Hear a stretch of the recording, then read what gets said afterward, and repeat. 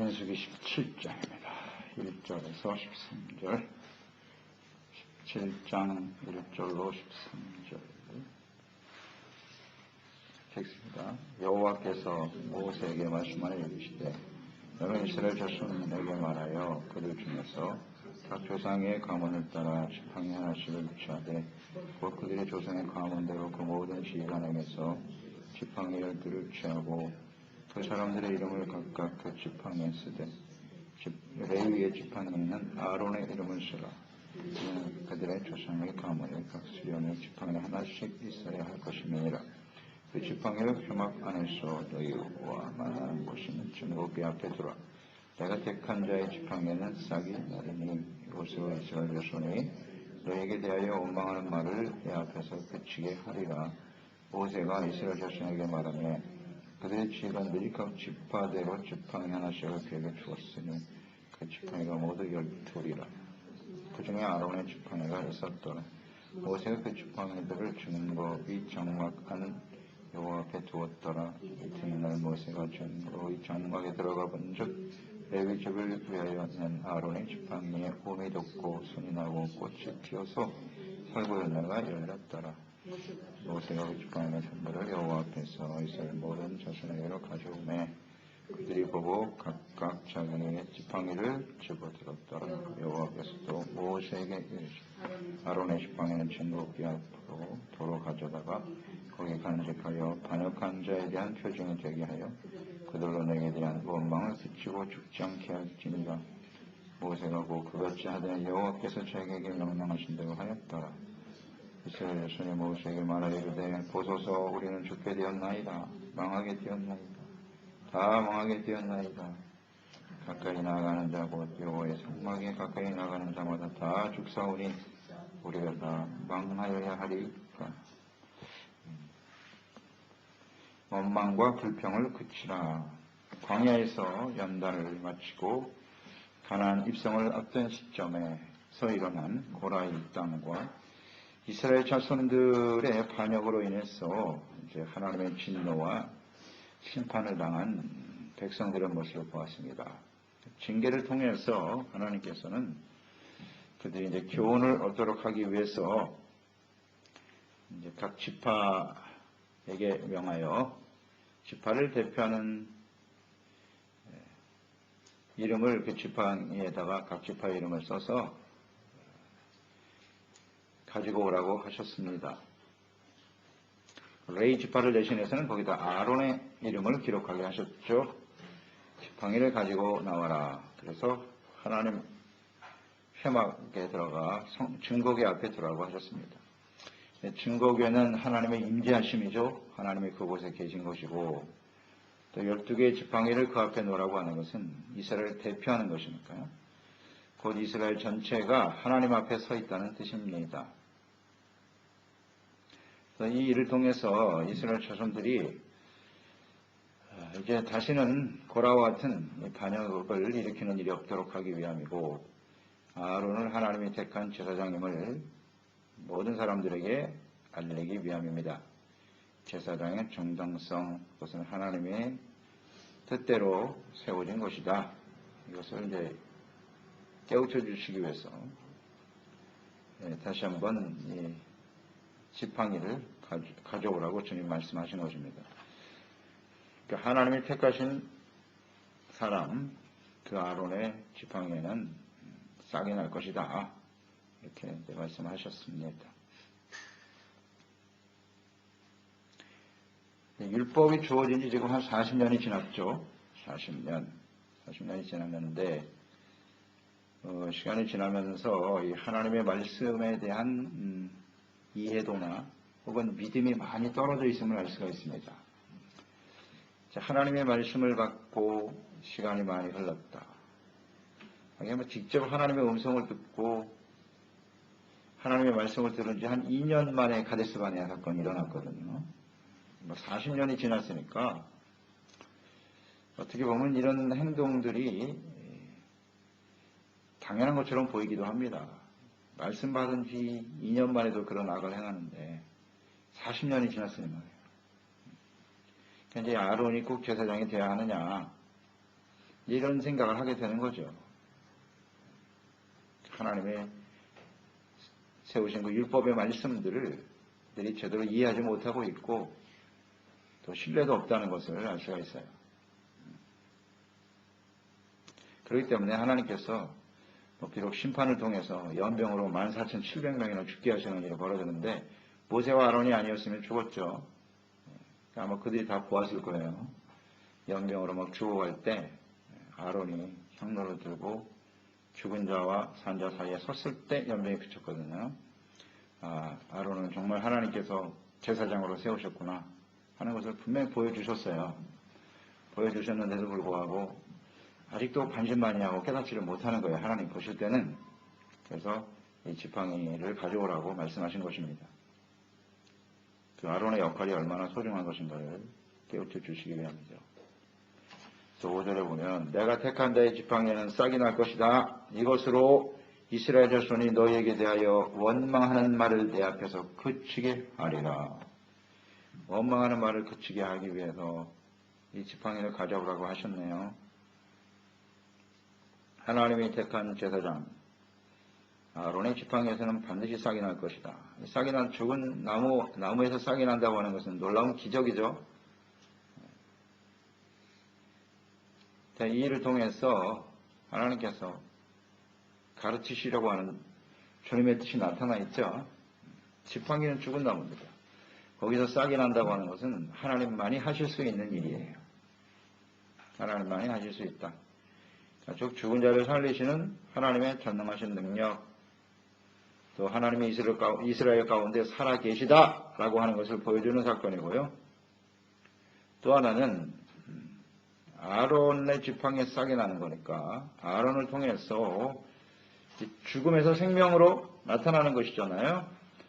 이스라엘 백성들이 범죄하여 지팡이와 같이 죽을 수밖에 없는 사람들인데 죽은 상태죠.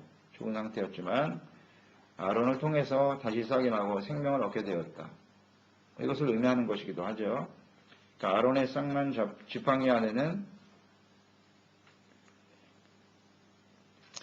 하나님의 전능하심, 하나님의 공의죠. 죄를 지면 그렇게 죽게 된다는 것과 그 죽음에서 다시 살아나는, 그러나 다시 살려주신다라고 하는 하나님의 긍휼, 자비 이런 게 들어있죠. 십자가를 의미하는 것이기도 하고 예수님의 역할이죠. 제사장, 아론의 지팡이는 제사장을 의미하는 것이니까 예수 그리스도를 죽은 자 가운데 다시 살려내심으로써 그리스도의 부활을 통하여 죄에 대해 죽은 사람들을 하나님께서 생명으로 다시 살려주신다라고 하는 의미를 갖고 있죠. 중요한 영적 의미를 담고 있네요. 제사장의 역할이죠. 제사장이신 예수 그리스도를 통한 구원, 이런 것들이 잘 나타나 있어요. 아론의 싹난 지팡이, 전능하심, 사망에서 생명으로, 하나님의 긍휼, 이런 것들이 들어있네요. 자비와 사랑, 부활을 의미하는 것이기도 하고요. 그래서 주님께서 이 일을 통해서 원하시는 것이 뭐냐면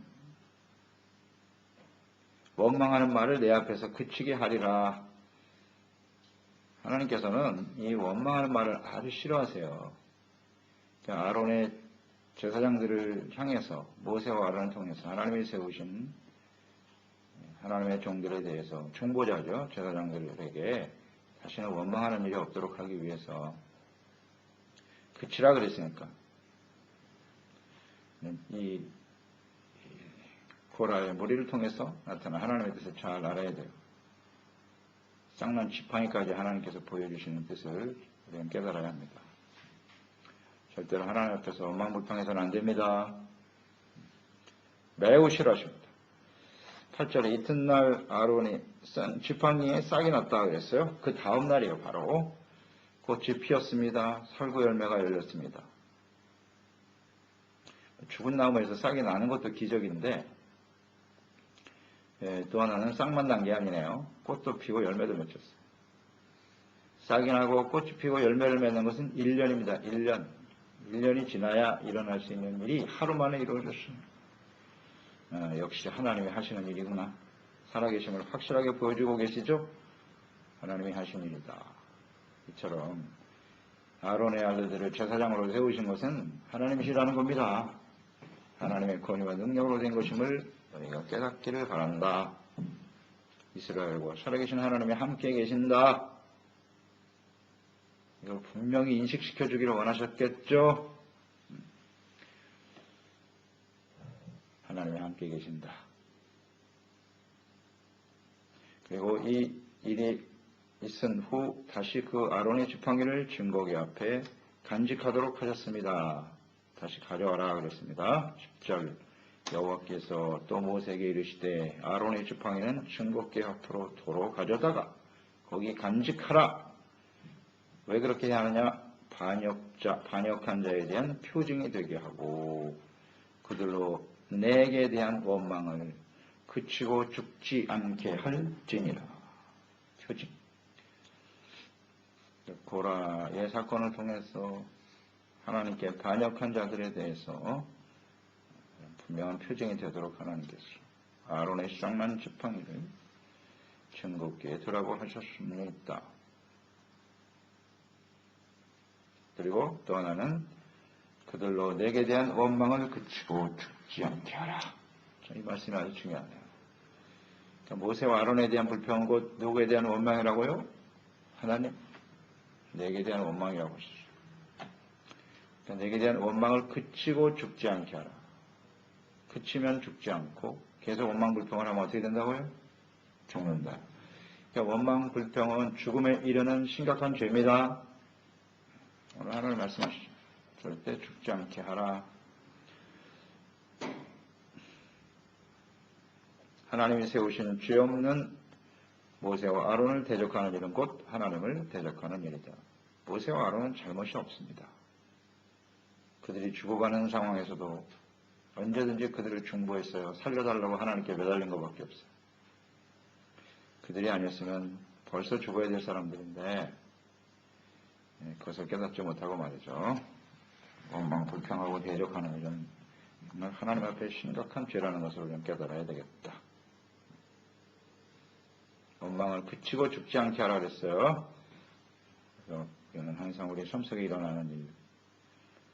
원망 불평보다는 감사와 찬양을 할 수 있는 저희들이 되어야 하겠습니다. 아주 이건 나쁜 죄악의 속성이에요. 원망 불평.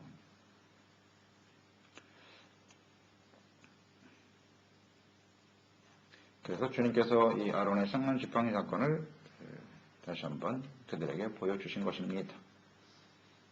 이것을 두어라 그래서 증거궤 앞에. 이 쌍난 지팡이가 증거궤에 있는 동안에는 그 후대에 계속 이어졌겠죠?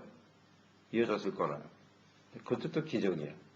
싹이 났는데 그 싹이 안 없어지고 계속 대대에 그냥 맺히는 거예요. 그런 생각을 저는 또 묵상하게 됐네요. 뭐 그냥 지나쳐버린 말씀이었는데 그거를 후손에게 알게 하라 그랬으니까. 그 아론의 쌍난 지팡이가 언제 없어졌는지 모르겠는데 정확하게. 증거궤 앞에 있는 동안에는 그 지팡이 계속 싹이 나 있는 거예요. 하나님께서 생명의 주인이시라는 것을 알 수 있고요. 전능하신 하나님의 능력. 제사장만이 들어가서 볼 수 있었겠죠. 그죠? 아론의 쌍난 지팡이는. 그 들어갈 때마다 참 놀라지 않겠습니까? 1년에 한 번씩 들어가는데 대제사장이 들어갈 때마다 또 싹이 그 열매가 그대로 있고 1년 후에 갔는데 또 그대로 있고 죽은 나무의 지팡이에서 말입니다. 그걸 볼 때마다 진정 하나님은 살아계시구나. 그래서 분명히 깨달을 수 있었을 것 같아요. 그래서 이런 쌍난 지팡이가 백성들에게 하나의 표징이 된다고 하지 않았습니까? 그러니까 이 오늘날 이 아론의 쌍난 지팡이는 무엇이라고 우리가 생각할 수 있을까요? 어떻게 적용하면 되죠? 예수님의 십자가, 이 십자가가 쌍난 지팡이입니다. 십자가를 볼 때마다 예수님께서 죽으자 가운데서 다시 살아나셨지. 이렇게 하나님 앞에 원망 불평하다가 광야에서 수많은 사람들이 죽음을 당했지. 우리는 감사하고 찬양해야지. 죽었던 우리를 살려주셨구나. 주님의 자비와 긍휼을 보아야죠. 거기서 우리가 죽어야 할 자리에 오늘 아론의 쌍난 지팡이는 십자가입니다. 근데 이것을 보고 십자가 보면 감사가 넘쳐야죠. 하나님의 은혜에 대한 감사가 넘치고 그런 저희들이 되어야 하지 않겠습니까? 십자가를 가까이 하고 십자가를 몸에 지니고 살면서 항상 원망 불평을 하고 있다고 하는 것은 참 하나님 앞에 얼마나 심각한 죄를 짓는 것인지 이런 걸 우리는 생각해 보는 거예요. 자, 12절 53절 이 사건이 있은 후에 주님께서 공포를 하셨어요. 모세가 곧 그같이 하되 여호와께서 자기에게 명령하신 대로 다 하였더라. 이스라엘 백성들이 어떻게 반응했을까요? 12절 이스라엘 백성들이 모세에게 말하여 이르되 보소서 우리는 죽게 되었나이다. 망하게 되었나이다. 다 망하게 되었나이다. 가까이 하나님께 나아가는 자는 성막에 가까이 나가는 자는 다 죽사오니 우리가 다 망하여 하리까? 이거 무슨 태도예요? 이 말씀을 보면 무슨 태도인 것 같습니까? 회개하는 모습입니까? 회개하는 거예요? 망하고 죽게 되었다고? 회개하는 모습이 아닌 것 같은데요? 이 말투를 보면 그냥 탄식이네요. 탄식. 자, 말씀을 듣고 보니 우리가 하나님을 대적한 것 같은데 연병으로 죽다가 살아났거든요. 그러니까 다시 죽게 됐다는 거죠. 자신들의 죄로 인해서 하나님이 진노하시면 다 죽을 수밖에 없는데 이제 우리는 어떻게 하면 좋을까 탄식하고 있다. 하나님의 백성들 참 안타깝죠. 이런 일들을 계속 주님 말씀하고 계신데도 무릎을 꿇고 하나님 앞에 회개하고 돌이켰더라. 이런 모습이 나와야 되는데 회개가 잘 안 되네요. 잘 안 돼요. 자, 하나님의 뜻을 깨닫지 못하고 있죠. 다시 한번 정리해보죠. 이 아론의 쌍난 지팡이에 나타난 하나님의 뜻을 전달받은 백성들. 즉, 이 일에 대해서 하나님께서 원하시는 뜻은 무엇입니까? 회개 아니겠어요? 회개, 용서, 은혜, 감사. 이거죠. 근데 지금 탄식으로 계속 일관하고 있습니다. 우리가 다 망하여 죽으라는 말입니까? 이렇게 탄식하고 있는. 다시 말하면 이 하나님을 단순히 그냥 공포의 대상으로만 여기고 있어요. 공포의 대상으로. 감사해야죠. 죽었던 저희들이 살아났잖아요. 하나님께 은혜에 감사하고 찬양하고 주님께 영광을 돌리는 사람들이 되어야 하겠지요. 간단한 자세인데 회개하고 용서받고 은혜에 감사하고 이게 쌍난 지팡이에 나타난 하나님의 뜻이죠. 백성들에 대한 하나님의 뜻이란 말이에요. 이건 모르지. 하나님은 분명 크고 두려우신 분이에요. 이스라엘 백성들이 이런 죽음의 자리에 서게 되었는데 좀 두려움을 느끼고 있단 말이죠. 그러니까 우리 삶 속에 여러 가지 징계로 인해서 하나님의 징계, 때로는 아주 심각하게 다가올 수도 있고요. 이렇게 우리에게 크게 두려움을 주는 상황으로 다가올 수도 있단 말이죠. 그랬을 때 우리는 어떤 태도로 가져야 하는 거예요. 히브리서 12장에 보면 징계에 대해서 나오죠. 징계가 없는 것은 사생아와 같다. 모든 부모가 자식을 징계하는 것처럼 하나님께서도 그 자녀들에게 징계를 하시는데 그 징계를 절대로 경히 여겨서는 안 된다. 징계가 받는 당시에는 별로 좋아 보이지 않는다. 하지만 징계는 슬퍼 보이고 힘들어 보이지만 그로 말미암아 연단받은 자들에게는 의와 평강의 열매를 맺게 하시는 것이다. 또 우리의 유익을 위하여 거룩하심에 참여하게 하시는 것이다. 그랬어요. 거룩함에 참여하는 것, 그것이 우리에게 진정한 유익이 되는 것이고 결론적으로 의와 평강의 열매를 맺게 하는 것입니다. 그렇죠? 그런데 이들은 지금 마음속에 평안이 있어요? 없어요? 두려워하고 있잖아요. 우리 다 망하고 죽게 되었습니다. 평강이 없는 이유가 뭐라고요? 지금 이 받은 징계와 고난에 대한 교훈을 얻지 못하고 있는 거예요. 자신들의 죄를 아직 회개하고 돌이키지 못하고 있다는 거죠. 그러니까 징계의 목적은 우리가 회개하는 거예요. 그래서 하나님께 용서받고 그 은혜에 대해서 감사하고 그 다음에 마음속에 하나님의 평강이 넘쳐나게 하는 것이죠. 그런데 이 17장까지 왔는데도 이들은 아직도 회개가 안 되네요. 우리가 깨달았죠. 이스라엘 백성들이 왜 멸망을 당할 수밖에 없었나.